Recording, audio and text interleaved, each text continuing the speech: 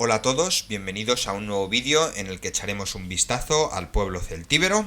Si bien en el anterior vídeo hablamos de los íberos, hoy vamos a echar un vistazo a este pueblo del que no se sabe tanto, pero que hemos hecho este vídeo basándonos en diferentes informaciones que hemos podido recopilar de distintos libros y revistas de historia. Vamos a dividir el vídeo pues en los pueblos que comprendían al territorio celtíbero, en la economía, en la organización social, las ciudades, la cultura y la religión. Antes de empezar, no olvidéis suscribiros y echar un vistazo al anterior vídeo sobre los íberos, que si bien fue bastante más largo de lo que será este hoy, hay mucha información interesante que seguramente os guste aprender sobre los restos de nuestros antepasados prehistóricos en la península ibérica. Ahora, sin más preámbulo, comencemos. Los autores grecolatinos Polibio, Livio, Estrabón, Plinio y Ptolomeo, que hablaron por primera vez de los pueblos celtíberos de la península ibérica y su territorio, la Celtiberia, no se ponen de acuerdo sobre los pueblos que fueron celtíberos y sobre los límites geográficos de su territorio. La moderna historiografía considera de una manera más o menos unitaria que los pueblos celtíberos formaron una gran confederación tribal en la que estuvieron los lusones, titos, velos, arébacos y pelendones, aunque en ciertos momentos de su historia esa confederación pasase por avatares diversos que introdujeran la división y el enfrentamiento entre sus miembros, o en algunas ocasiones su disolución más bien por causas externas o internas. En cuanto al problema del territorio ocupado por estos pueblos, es decir, que parte de la península ibérica fue la Celtiberia, tenemos bastantes dificultades para resolverlos. En primer lugar, poseemos pocos datos sobre el territorio ocupado por cada una de las tribus celtíberas. En segundo lugar, esos datos son muchas veces contradictorios. Y en tercer lugar, la movilidad de estos pueblos contribuye a complicar el panorama. No obstante, podemos decir que la Celtiberia estuvo situada entre las líneas que marcan los valles de los ríos Jalón y Jiloca, los márgenes derechas del Ebro y cuenca alta del Duero, y la llanura occidental de lo que hoy conocemos como Meseta Norte. Indudablemente, el conocimiento de los pueblos celtíberos nos viene proporcionado por los datos de los autores romanos al narrar su conquista de la península y el comportamiento que los pueblos indígenas adoptaron en consecuencia. Además, la organización administrativa de Roma sobre los territorios conquistados ha servido para dividir a los pueblos celtíberos en citeriores y ulteriores, según pasasen a formar parte de la provincia hispana citerior o de la provincia hispana ulterior. De este modo, lusones, titos y velos son celtíberos citeriores y arébacos y pelendones celtíberos ulteriores. Vamos ahora a describir cada uno de ellos con los datos que tenemos, que no son demasiados. Los lusones. Según el geógrafo de origen griego Estrabón, el pueblo celtíbero de los lusones estaba situado en la parte más oriental de la Celtiberia. Habitaban concretamente la región montañosa de la Sierra de Albarracín, donde nace el río Tajo. No pueden precisarse exactamente los límites de este territorio, pero se acepta por lo general que pertenecieron a los lusones las ciudades de Contrevia, cerca de la actual Daroca, Bilbilis, vecina de Calatayud, y Nertóbriga, posiblemente cerca de Calatorao. Aparte, también podemos decir que se trata de los únicos datos que fijan, aunque de forma precaria, la ubicación de esta tribu. Los lusones formaron, junto a los otros pueblos, la gran confederación celtíbera. Muchas veces se mezclaron con los demás y por ello es difícil encontrarlo de manera independiente del resto. Hablemos ahora de los velos y los titos, que serían unidades tribales autónomas, pero es difícil hacer su estudio independientemente porque los autores grecolatinos mencionan unidos a ambos pueblos, que estaban muy cerca el uno al lado del otro, de hecho. Como se sometieron enseguida, los romanos han dejado escasas referencias escritas sobre ellos. Se considera que la ciudad de Segeda, la actual Belmonte, fue su centro urbano más importante. Pero no podemos limitar el territorio que ocuparon no solo por las dificultades antes reseñadas, sino porque las referencias que sobre el particular tenemos son de lo más confuso y contradictorio. Velos y titos debieron ocupar la zona más occidental de la llamada Celtiberia citerior. Los velos estarían situados al norte y los titos al sur. Por otro lado tenemos a los arébacos. Este pueblo formó, junto a los pelendones, el grupo de los celtíberos ulteriores y presenta similares problemas de localización que los anteriores grupos. Entre las ciudades se consideran arébacas, podemos destacar Clunia, que es Peñalba de Castro, Segontia, que es Sigüenza, Beluca, que es Calatañazor, y Uxama, que es Osma. Los arébacos ocuparían la alta cuenca del río Duero entre las sierras de La Demanda, Urbión y Cebollera, es decir, la parte más meridional de la actual provincia de Soria. Según el naturalista romano Plinio, los arébacos recibieron su nombre del río Areba. Su localización es difícil, pero por similitud fonética podría tratarse de arabiana.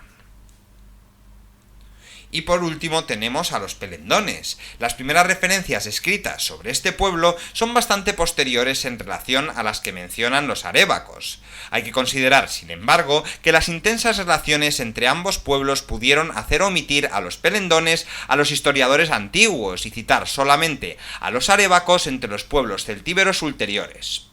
Los pelendones ocuparían la parte más septentrional de la provincia de Soria, territorio fundamentalmente montañoso y pobre. Los arébacos quedarían situados por debajo de ellos. Entre las ciudades que se atribuyen a los pelendones sobresale la Numantia por su heroica gesta, así como las de Augusto Briga y Sabia, provincia de Soria. Vamos a hablar ahora de las formas económicas. Entre la celtiberia citerior y la ulterior hubo grandes diferencias respecto a las condiciones para poder desarrollar los medios de vida. Diferencias tan sensibles que podría hablarse de una celtiberia rica, la citerior, y la otra pobre, la ulterior.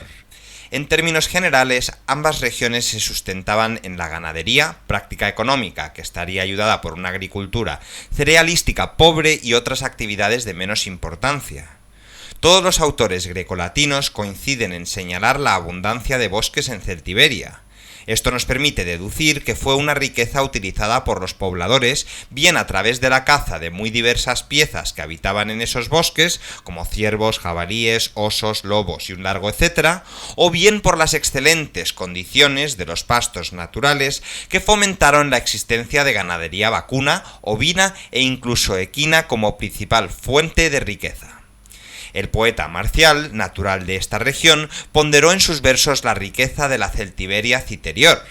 Según Marcial, hubo también una próspera metalurgia del hierro en la zona que se extraía del mismo Moncayo, además de una gran abundancia de plata, como lo atestiguan las múltiples referencias a los tesoros exigidos por los romanos durante su conquista, a manera de impuestos sobre los pueblos indígenas.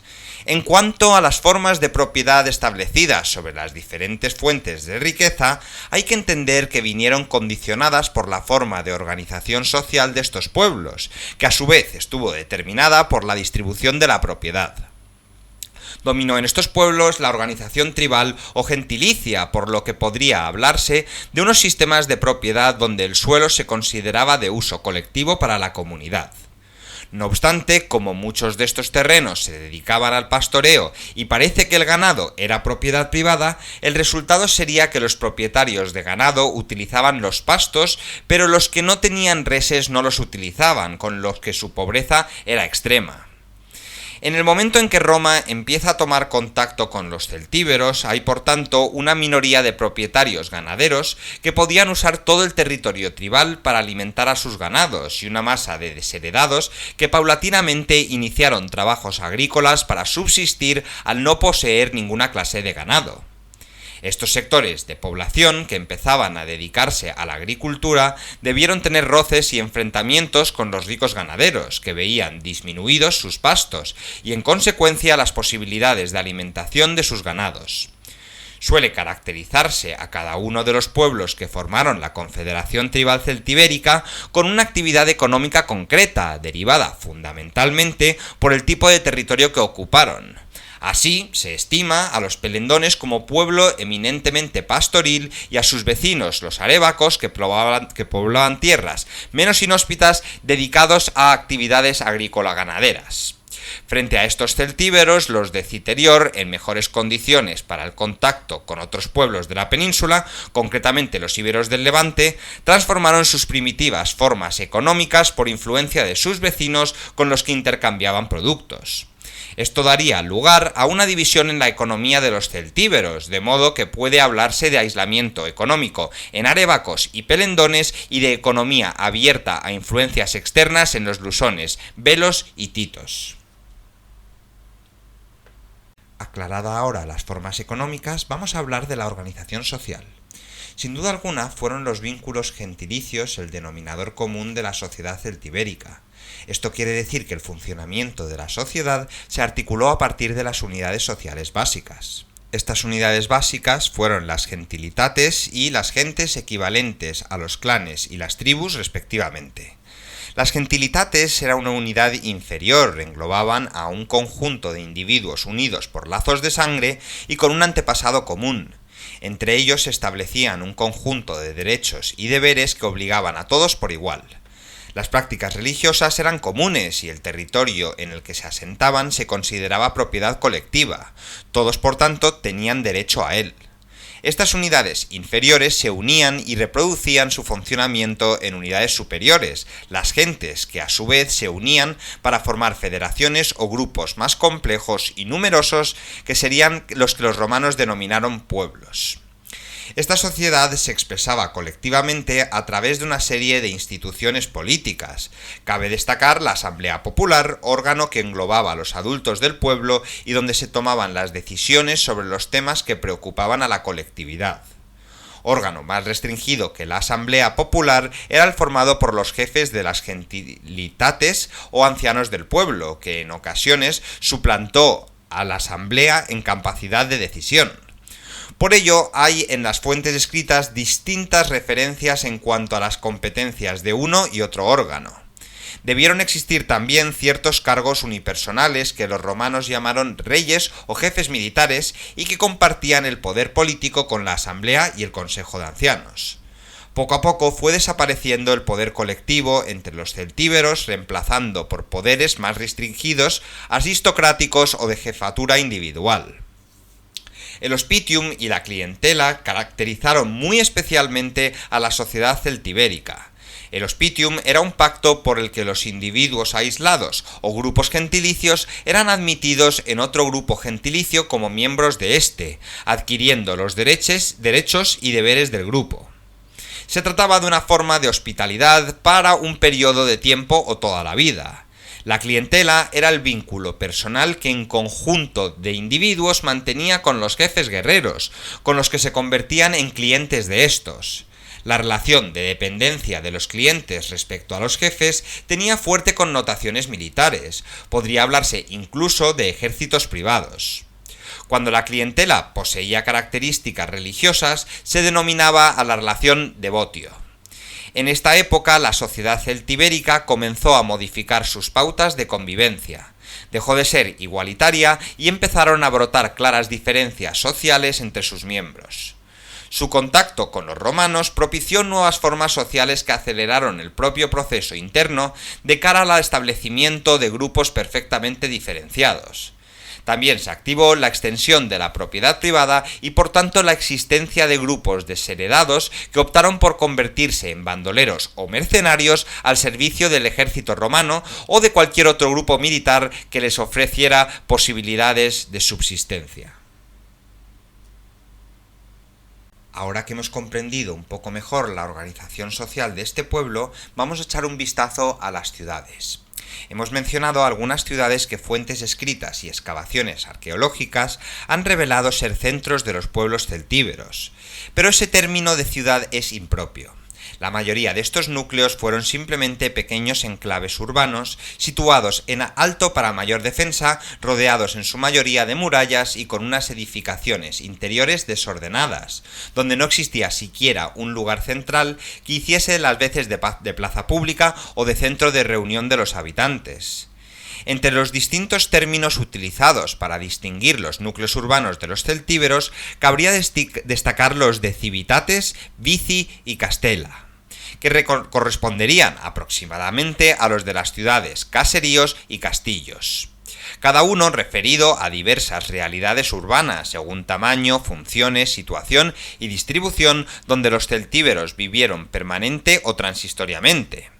Por todo lo expuesto podemos concluir diciendo que los celtíberos no fueron pueblos que vivieron en ciudades. Básicamente hay que considerarlos pobladores de un hábitat disperso y de una unidad fundamentalmente rurales. Sobre su cultura, vamos a decir que las excavaciones arqueológicas en asentamientos celtibéricos han exhumado los elementos de la vida cotidiana en Celtiberia.